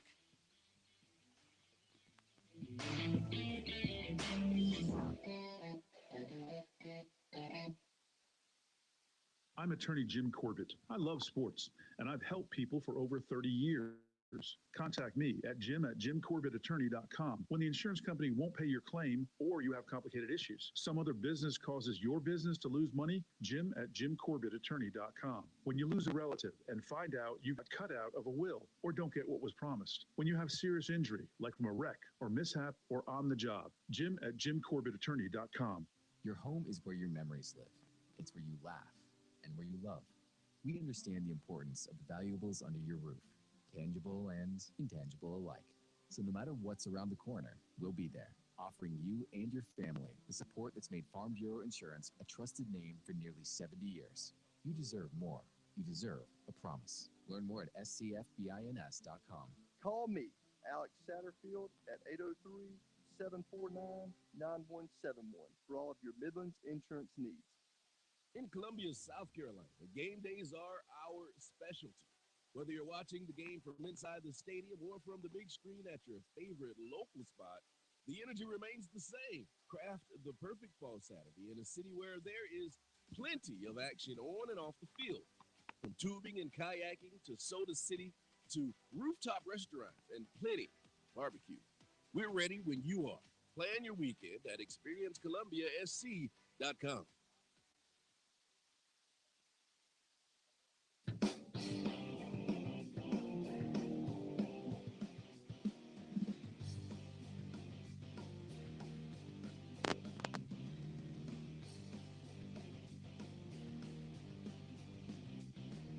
All right, just a moment. Mick Mixon, the voice of the Panthers. Let's get the basketball updates.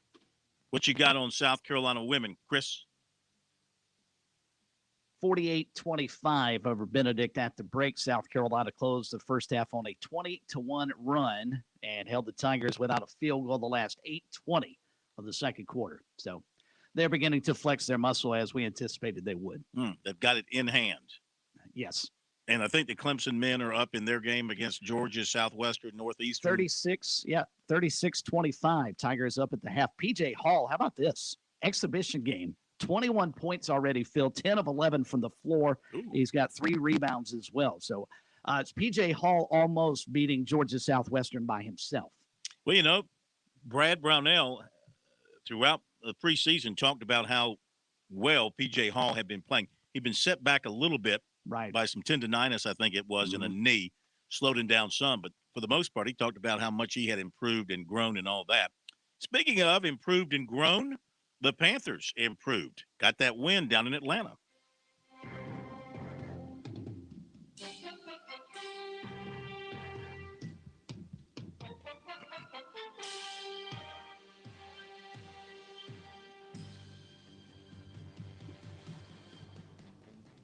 Dropping back to pass and looking to the end zone and throwing for the end zone, and it's a touchdown Panthers. And the Panthers are going to win this one in Atlanta. All right, let's go to – sorry, Mick. I had computer issues. I couldn't put the highlight together, so that was my best impersonation. And that wasn't you. That was Mr. Durham on the other side. I was going to say, we got some serious issues. I thought we were friends. But so long as that wasn't me, I guess I can live with it. That was my West Durham impersonation there. So anyway, good win. I know how much the blood runs deep between these two teams. That's a good win on the road. Oh, very good. And for those who don't know, Corn does a very excellent Bob Fulton. Maybe he can roll that out at some point this summer. Please don't encourage him, Mick. He's done that before. I did it last week, as a matter of fact. No, you did not. Yes, I did. Oh, my gosh. Yes, I did. What a great man, Bob and Jim Phillips, man, two state treasures, no doubt. But yep. Yeah, for the Panthers, and that was a restorative win, a redemptive win, a test of overall intestinal health, and the Panthers passed it. Not without some penalties, you guys know, with Sam Darnold in the concussion protocol. Hopefully he was not seriously hurt, and Carolina can try to build on this one-game winning streak. Any update on his status as of this afternoon? I did my best Phil Kornblut impression to try to get in the cracks and Oh. crevices and make calls and call everybody, but really don't know. Matt Rule did say that he talked to Sam Darnold this morning. Sam was in the building and looked conversant and looked pretty good, but of course that's can't really infer anything from that. The doctors will take it from here. But let me see what else. Panthers ran the ball. O-line, very good performance. Yes. The defense was just turned up again on fire. And but really, I think one of the big stories was Corn how the offense drove the ball, held the ball, possessed the ball, and kept it away from Matt Ryan. Chris, you go. I can't communicate with you. My that's computer's fine. acting up, so you go. Dovetailing off the Sam Darnold comments, Mick, assuming that Sam cannot play this weekend, can P.J. Walker do enough to lead the team for a win, or do you anticipate the Panthers trying to bring someone in, perhaps Cam Newton back to Charlotte to perhaps fill that role? There was some static in the line. I could have sworn you said something about bringing Cam Newton back. I did, and that's not a unique thought from me. I've actually seen I know. A lot of people have probably thought it and tweeted it. I don't think it's the Panthers' style right now to try to reach out for Cam Newton or for any other quarterback that may be on the street. I think that it's not enough time. Patriots coming in. I think if Sam Darnold was unable to play, the Panthers would try to get P.J. Walker as ready as possible, express confidence in him, and let him run the show. Is Christian McCaffrey going to play this weekend, do you think? Well, no more Wednesday. I sound like I'm dodging your questions. I'm not trying to, but tomorrow will be an off day. Today, a few guys in the building. I think there's a chance. I think there is a chance that he could come back. Matt Rule said they'll look at him Wednesday and Thursday and see how he's progressing. Hey, Mick, real fast. Stephon Gilmore, great opening performance. He shadowed Kyle Pitts a majority of the game. He held him to one catch, which is as many as Stephon Gilmore had. Do you think that's kind of the formula we're going to see moving forward? The way they're going to utilize Stephon Gilmore is just basically have him shadow the opposing best receiver or tight end throughout the game? Yeah, I don't know. I think the Panthers are evolving into one of the better secondaries in the NFL. If Gilmore can continue to work in and stay healthy, C.J. Henderson can get that shoulder healed up, Dante Jackson playing at a high level. So I think it could be a field corner, boundary corner situation, or if the other team's best receiver is more rangy and lanky, they may try to use Gilmore on him in a kind of a man-to-man situation. All right, what you got coming up on your show? Jeremy Chin, an interesting interview with the Panthers safety. We'll have also Scott Fitterer, our GM, and head coach Matt Rule off the top. Very good, sir. Congrats on the win. Thank you for being with us. We'll talk to you next week. I'll work on the impersonation. Look forward to it, Corn. See you guys. All right. Thanks, Mick. Voice of the Panthers, Mick Mixon. That'll do it. Talking Tuesday tomorrow night here on Sports Talk. We'll see you then.